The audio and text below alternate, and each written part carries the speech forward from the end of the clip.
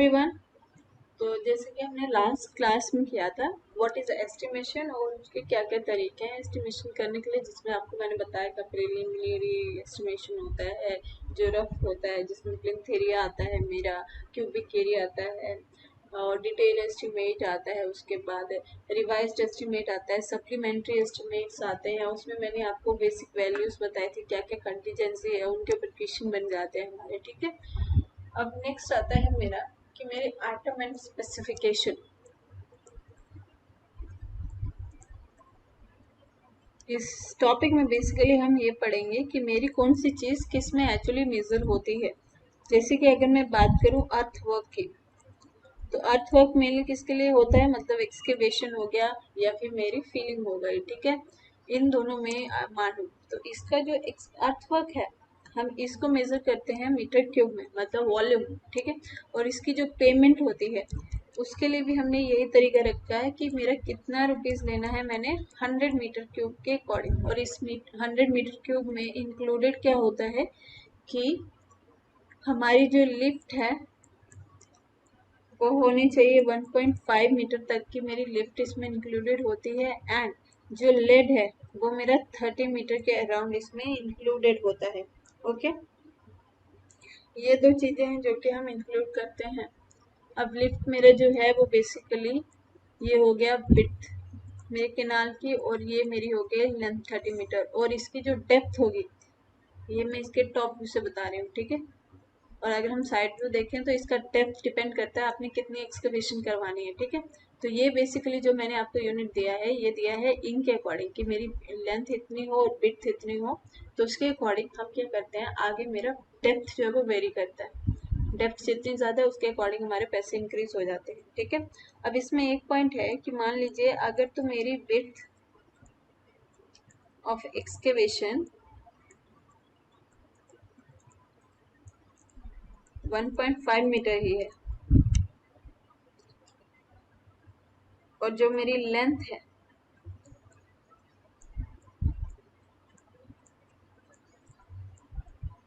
Length of excavation वो मेरी 10 metre है, लेकिन जो मेरी डेप्थ ऑफ एक्सकेवेशन है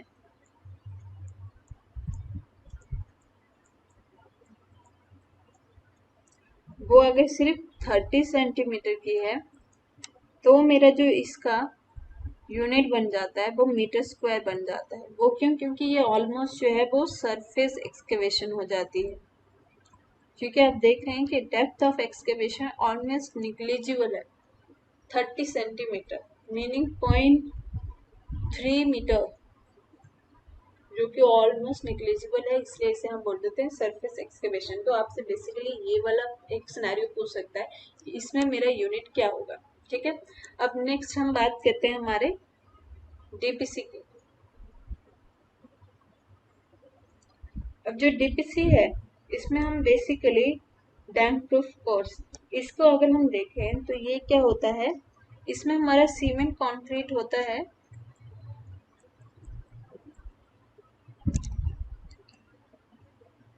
ऑफ M20 ग्रेड, और साथ में उसके होते हैं कुछ वाटर प्रूफिंग मेरे मटेरियल। अगर हम इनको मिला दें तो ये मेरा बेसिकली बन जाता है डीपीसी, ठीक है। अब डीपीसी को हम किस यूनिट में मेजर करते हैं, तो सबसे पहले तो ये देखते हैं डीपीसी की जो मेरी थिकनेस है वो मेरी जनरली कितनी होती है, 2 to 4 सेंटीमीटर, ठीक है। और अगर मैं एवरेज थिकनेस की बात करूं इसकी तो ये मेरी होती है 2 to 5 सेंटीमीटर, ठीक है। और अगर यहीं पे अगर हम इसके यूनिट की बात करें कि ये किस में हमारा मेजर होता है, तो इसे हम मेजर करते हैं मीटर स्क्वायर में। तो हमेशा याद रखिएगा इसके जब भी हम रेट लगाएंगे वो मीटर स्क्वायर के हिसाब से लगेगा, ठीक है, क्योंकि थिकनेस इसकी डिफाइन होगी कितने परसेंट इतनी ही थिकनेस देनी हमने, आगे लेंथ एंड विड्थ जो है वो वेरी करता है। उसके बाद जो मेरा फिफ्थ पॉइंट है, एक और चीज है कि डीपीसी जो है इसमें क्या होता है, मेरी डिडक्शन अप्लाई होती है जब भी मेरे पास वॉल ओपनिंग आती है, जो भी डिडक्शन होगी वो होगी वॉल ओपनिंग पे, ठीक है। मतलब वॉल ओपनिंग हम डीपीसी में इंक्लूड नहीं करते हैं। अब उसके बाद मेरा जो थर्ड है वो है मेसनरी वर्क।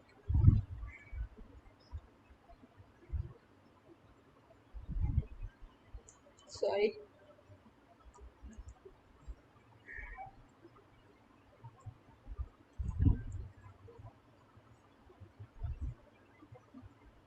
तो नेक्स्ट मेरा क्या है,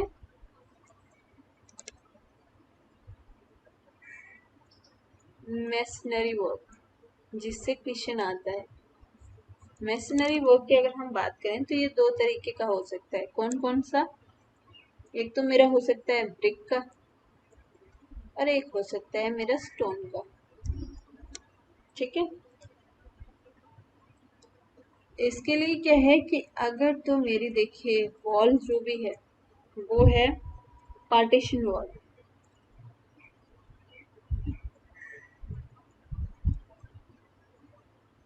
पार्टीशन वॉल हो गई, या फिर अगर मेरा स्ट्रक्चर जो है वो हॉनीकॉम्ब वॉल है, या फिर हाफ ब्रिक थिक वॉल है,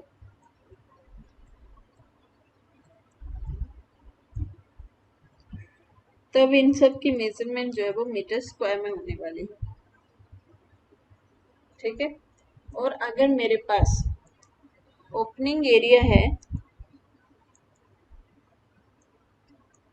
अप टू 1000 सेंटीमीटर स्क्वायर का, तब में हम नो डिडक्शन अप्लाई करेंगे, कोई भी डिडक्शन अप्लाई नहीं होगी।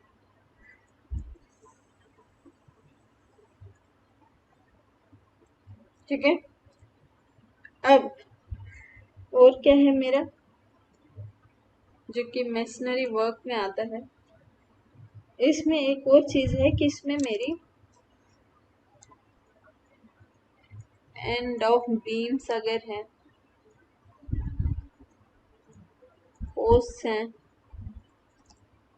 राफ्टर है, etcetera, up to 500 centimetre square है। ठीक है, या फिर बेड प्लेट्स हैं,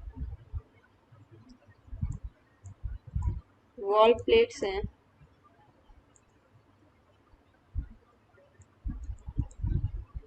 छज्जा है,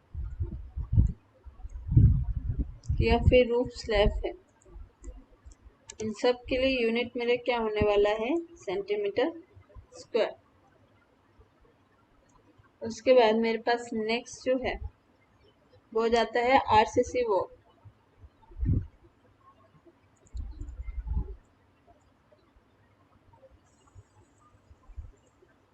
इसके ऊपर क्वेश्चन आता है। अब अगर हम आरसीसी वर्क बोलें या फिर जिसे आरसीसी जो वर्क है मेरा, उसमें बेसिकली हमारा क्या होता है, हम बात करते हैं कंक्रीट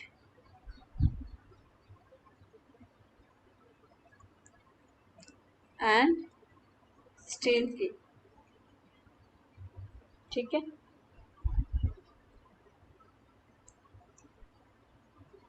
तो इसकी जो होती है फॉर स्टील, हम क्या करते हैं एक रिलेशन निकालते हैं, और वो रिलेशन होता है कि जो मेरा मास ऑफ स्टील पर लेंथ है वो मेरा होता है m अपॉन में l is equals to d square upon में 162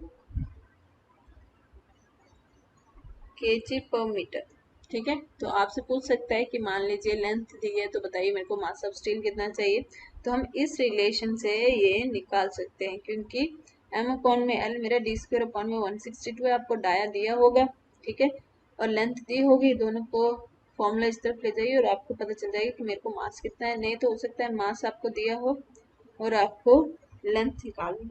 ठीक है, इसको हम एक और रिलेशन लिख सकते हैं कि m l equal to 0.00618 d square k g पर मीटर, और ये आ गया मेरा सीधा रिलेशन।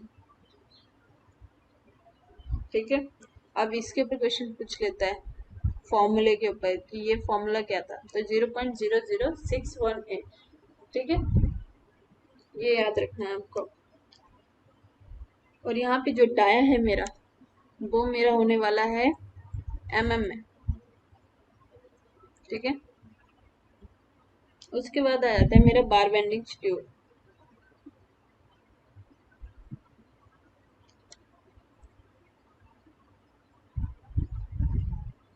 अब इसमें जो कंक्रीट है वो हम मीटर क्यूब में लेके चलते हैं, स्टील मेरा केजी में जाता है,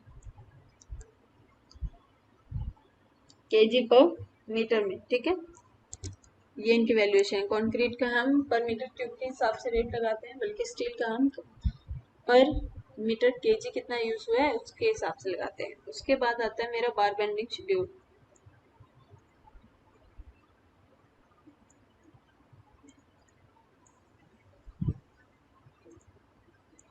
तो जो मेरा बार बेंडिंग शेड्यूल है, इसके हम कैसे वो करते हैं, इसमें हम बेसिकली क्या करते हैं, हम अपने सारे की सारी स्टील्स फाइंड आउट करते हैं कि कितना मेरा स्टील बेसिकली लगा है। तो इसकी कॉस्ट जो जाती है वो भी पर केजी के हिसाब से जाती है, ठीक है।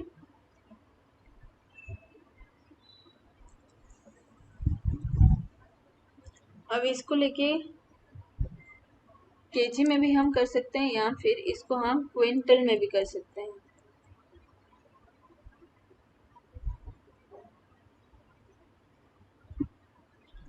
इसके बाद आता है हमारा would work.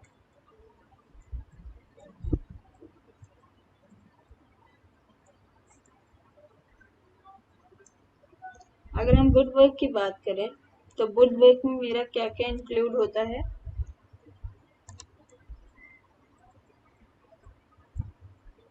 Windows, doors,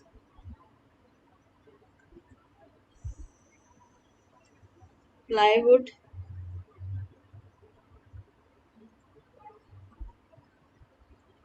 rafter. Rafter भी कौन से, जिनकी कांस्टेंट थिकनेस है।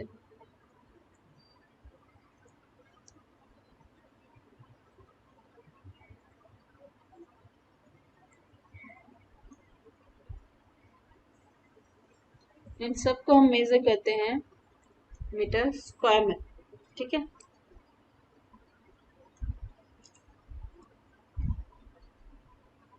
लेकिन जो डोर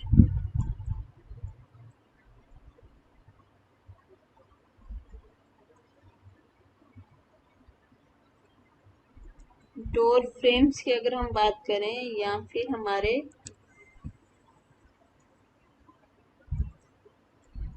विंडो फ्रेम की बात करें,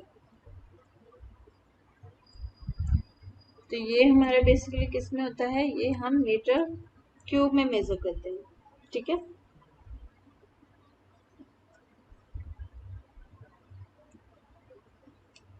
इसके बाद नेक्स्ट जो होता है वो हम बात करते हैं प्लास्टरिंग की।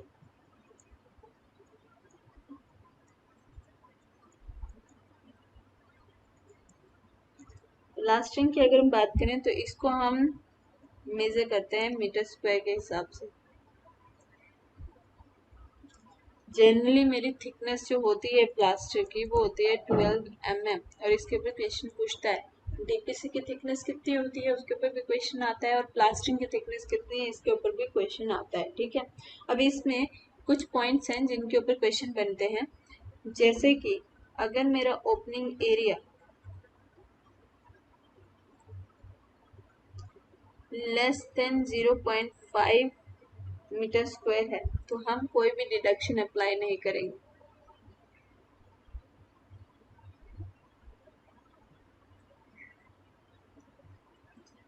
वहीं अगर मेरा ओपनिंग एरिया 0.5 से ज़्यादा है बट 3 मीटर स्क्वायर से कम है, तो हम जो करते हैं डिडक्शन अप्लाई होती है, लेकिन ओनली सिंगल साइड की।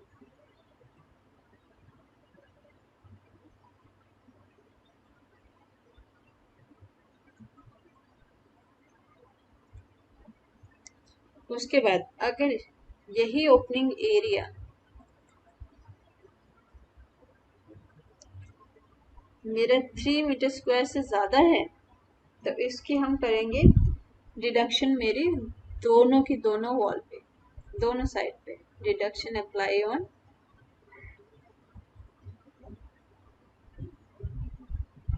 Both side.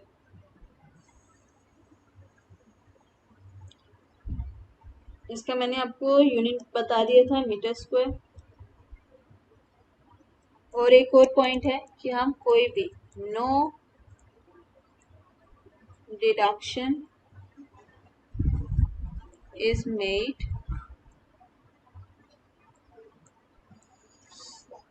For end of beams posts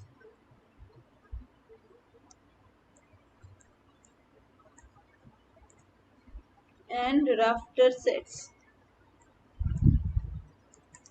ठीक है, ये एक पॉइंट है कि इनके लिए हम कोई भी डिडक्शन नहीं करते हैं। उसके बाद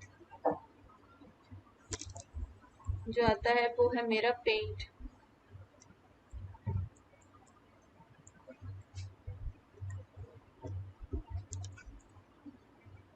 या फिर डिस्टेम्पर,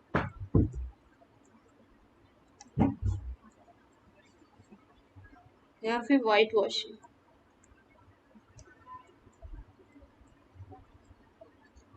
इनमें से किसी की भी अगर हम बात करेंगे तो इसके जो हम रेट लगाते हैं वो लगाते हैं मीटर स्क्वायर के हिसाब से। और बेसिकली यहाँ से क्वेश्चन क्या बनता है कि मान लीजिए पेंट, डिस्टेम्पर, वाइट वॉशिंग वो आपसे यूनिट पूछ लेंगे, प्लास्टरिंग का यूनिट पूछ लेंगे, अर्थवर्क का यूनिट पूछ लेंगे कि किसमें हम बेसिकली उन्हें रेट के लिए प्रपोज करते हैं।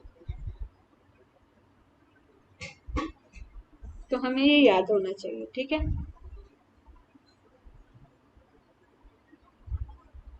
अब इसमें एक नोट है जिसके ऊपर क्वेश्चन बनते हैं मेरे, कि जो फिनिशिंग कोट है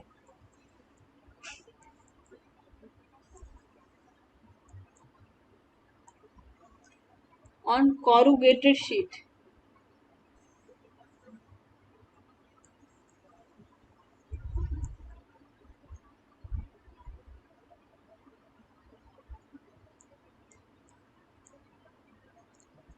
वो क्या होनी चाहिए, shall be measured in metre square. अगर आपसे क्वेश्चन पूछता है कि कॉरुगेटेड सरफेस के ऊपर मैं किसमें यूनिट जो है वो मेजर करती हूँ, तो जो उसकी फिनिशिंग कोट है उसको मैं मीटर स्क्वायर में करती हूँ, और जो उसकी क्वांटिटी है उसके अंदर हम कुछ इंक्रीमेंट करते हैं, कुछ परसेंटेज से इंक्रीज होती है मेरी ये क्वांटिटी। ठीक है, मेजरमेंट जो है हम करते हैं, so measure shall be increased by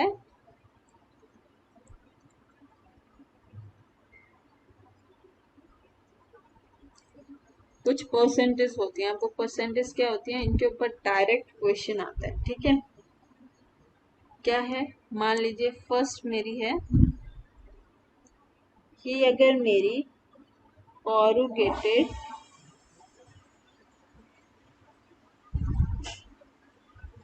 asbestos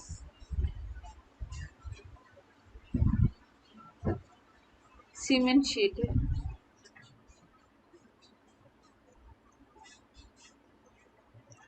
तो इसके लिए हम क्या करते हैं, इंक्रीमेंट जो है मेरा वो हम करते हैं 20% का। मीनिंग जितनी वैल्यू आई होगी हम उसमें 20% इंक्रीज कर देंगे।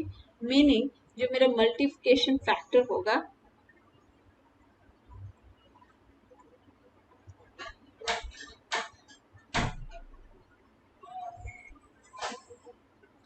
वो होगा 1.2।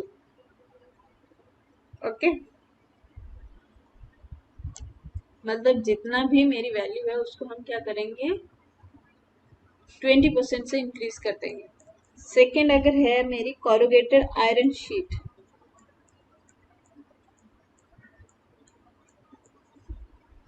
तब हम करते हैं 14% का इंक्रीमेंट। तो मेरा जो पॉइंट ऑफ मल्टीप्लिकेशन है वो फैक्टर मल्टीप्लिकेशन मेरा बन जाएगा 1.14।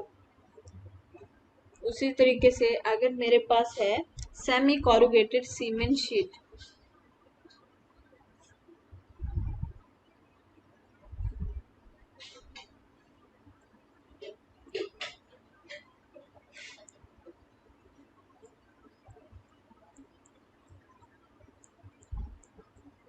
उसके लिए मेरी वैल्यू है 10%, मतलब मल्टीप्लिकेशन फैक्टर मेरा हो जाएगा 1.1। उसके बाद अगर मेरा है शीट रोलिंग शटर्स,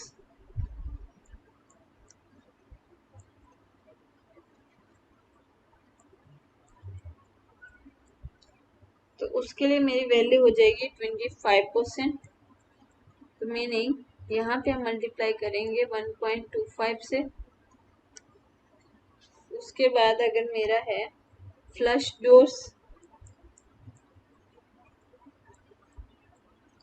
इनके लिए हमारे पास 0% इंक्रीमेंट करते हैं हम, मतलब इसका मल्टीप्लिकेशन फैक्टर 1 होगा। उसके बाद मेरा है फुल्ली ग्लेज्ड डोर,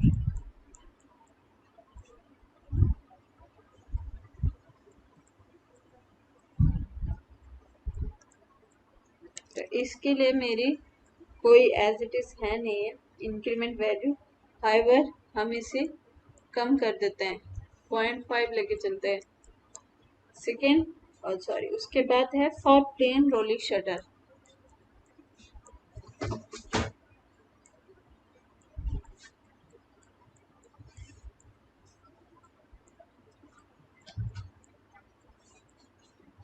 उसके लिए मेरी वैल्यू होती है 10%। ठीक है,